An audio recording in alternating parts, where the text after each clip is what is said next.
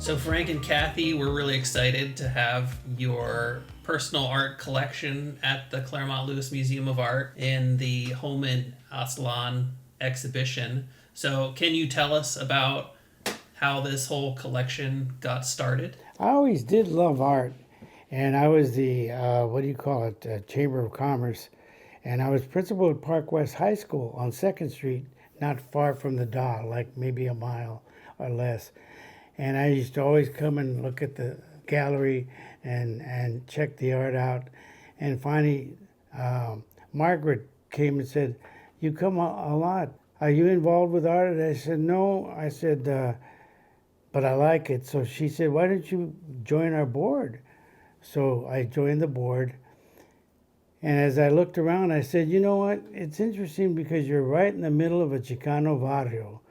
And yet I never see any Chicano art. I see artists walking by and looking in, but they're not asked to join, and it's more art like from Claremont, you know." And they said, "Well, why don't you do a show?" I said, I'd be glad to. So Cathy and I got together and we started contacting all these artists, and it was overwhelming. We had like 80, 90 artists the first show, 2003, the Return to Aztlan show. It was big, and everybody enjoyed it, and then it ran for 20 years.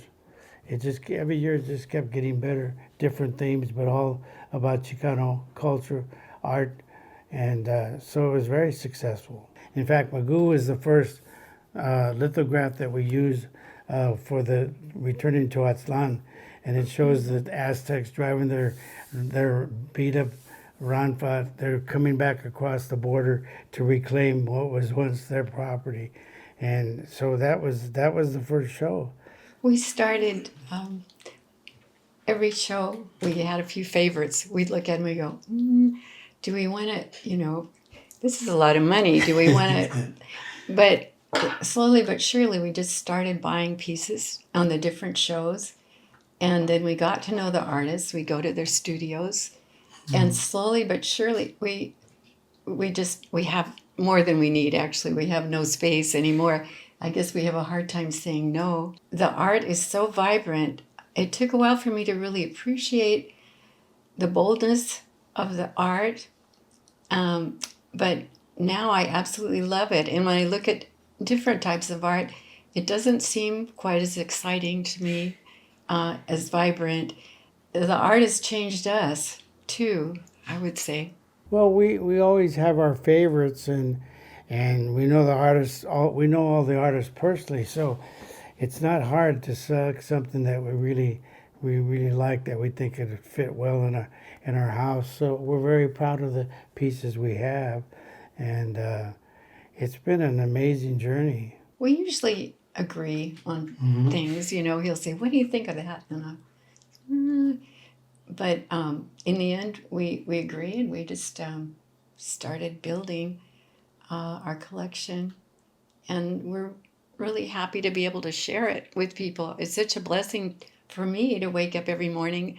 These pieces are like old friends, and when you think of the love and the effort the individuals artists put into the pieces, it really seems like a blessing that just keeps on giving to me.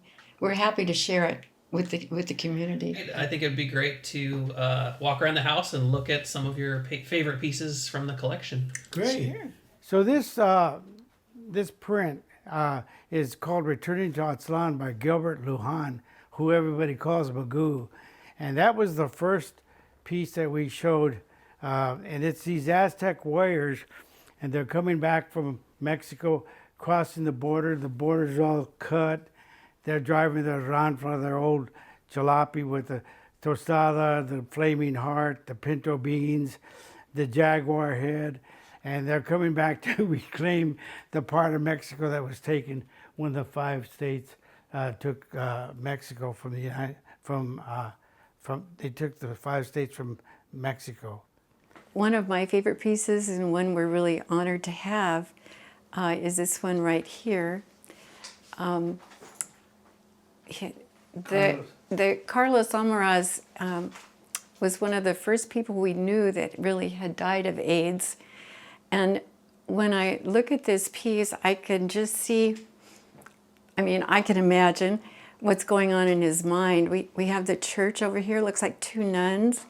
We have the picture, maybe a family portrait, and we have the 3 cups of coffee, sort of how your week is going fine, you know, and then all of a sudden you get news, and then the cup tips over, and out pops all these little devils and demons, and we have this woman that's being by a dog that's kind of a grounding point, and it's just all combined there to express what I'm thinking maybe is going on in his mind at the time. But we have breakfast in front of this every morning. We're really, really happy when we look at it, and certainly a talented man. Yeah, this piece was also featured at the LA County Art Museum. So they did a whole show on Carlos Almaraz.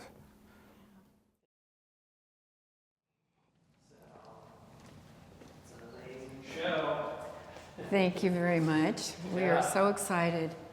Yeah, It's been a real honor. definitely. Yeah. Is this, do you guys have a favorite piece from the show? I'm thinking this one now. Yeah. Yeah, it's just so vibrant.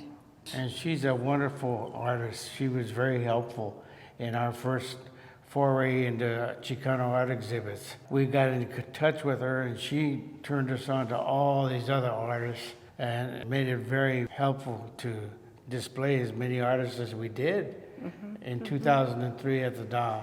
Frank Romero used to have a Christmas show every year at his Right. Frogtown studio. And, Yeah. and so that was how we met Margaret. And she had purple hair before anybody had purple hair. Yeah. I was just fascinated at her boldness. And I mean, it's just not just in her work, but her strong personality. But I just love this piece. Look at the face. Very serene. And I love it's the called title on this one, What is Sacred? What is Yeah. Sacred? Yeah. Yeah. Motherhood certainly is. And life, new life, beginnings. We love this one. We love Wayne Healy. This is just family life and the closeness that you find in a lot of Latino families, music, children, cooking, you know, I mean, just everybody hanging out together. Yeah. This just says it all. Wayne is partners with David Botello, and they were called the Los Angeles Streetscapers. Been doing murals in LA for years as a team. We've been seeing their work for years, and they were one of the first that came into the project that we had at the Dog Gallery, the Return to Aztlán. So I love this piece. It shows the family, the pets, the work, the mom cooking. Great piece. You love the dog. I do love that. He's a dog man. Yeah. The father and the son are playing. She's playing the maracas. The baby's playing with the dog. You see the Virgin Mary, which was in every house. The lady's the United States. This flower is United States. She's on a balance beam. This is the Contra War that took place where we were supporting the Contras under Reagan. You can see the Contras right here, and then you can see the U.S. Marine up there, and then you see the funeral procession, and she's blindfolded, like she's saying, I don't know, I don't take any stand at all, I'm just on this balance beam. And that was the thrust of the war. We acted like we didn't know anything about it, you know. Kind of like life, really. Yeah. There's so much tragedy going on. You can't take it all in now. With the media, it just bombards you. And I think of it as sometimes you have to just kind of focus on your life and what's happening with your own small little problems. It's a very powerful piece, I think. I do too. Yeah. This is a piece by Jaime Zacarias, and he calls himself Germs. He's got his name in every panel.